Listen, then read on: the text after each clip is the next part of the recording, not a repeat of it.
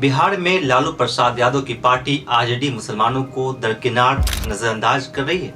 आप कहेंगे कि बिल्कुल ऐसा नहीं है, लेकिन सच यही है कि आरजेडी के परिवार के मुखिया और उनसे जुड़े हुए लोग मुसलमानों को नजरअंदाज कर रही है। दरअसल बिहार में इन दिनों लोकसभा चुनाव को लेकर तैयारी है और हर जगह से मुसलमानों को नजरअंदाज करने का खेल एक तरह से जारी है।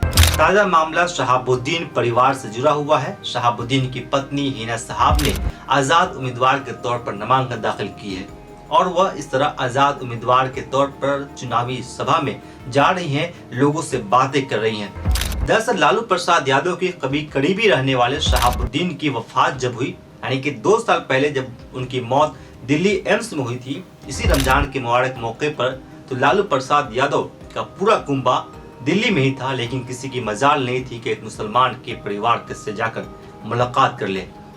वही शहाबुद्दीन थे। जब लालू प्रसाद यादव की कश्ती या सरकार डगमगाती थी बिहार में, तो शहाबुद्दीन सरेआम आकर लालू प्रसाद यादव की कश्ती को बीच भंवर से निकालने का काम करता था।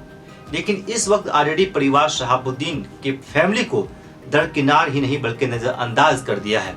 और ये हम नहीं कह रहे हैं, बल्कि शहाबुद्दीन की पत्नी हिना साहब जो इस वक्त मैदान में है, उन्होंने एक सभा को संबोधित करते हुए कहा कि जब से शहाबुद्दीन की मौत हुई है, उसके बाद से आरजेडी परिवार शहाबुद्दीन के परिवार को नजरअंदाज करता रहा है। अब जबकि शिवार से हिना साहब चुनावी मैदान में है, तो ऐसे में माना जा रहा है कि वहाँ 3 कोणीय लड़ाई हो सकती है, क्योंकि एक तरफ आरजेडी के उम्मीदवार है और एक तरफ बीजेपी यानी एनडीए के उम्मीदवार है और एक तरफ शहाबुद्दीन की पत्नी हिना साहब है।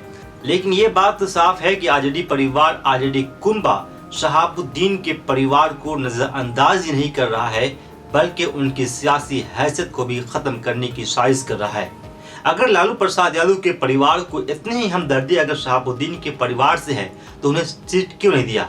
अगर नहीं भी दिया तो फिर आजाद उम्मीदवार के तौर पर शहाबुद्दीन की पत्नी हिना साहब मैदान में आई है, उनके खिलाफ उम्मीदवार खड़े क्यों किए? अब तो ये वक्त ही बताएगा कि आखिर हिना साहब के साथ आने वाले वक्त में वहाँ की जनता का साथ मिल पाता है या नहीं मिल पाता है।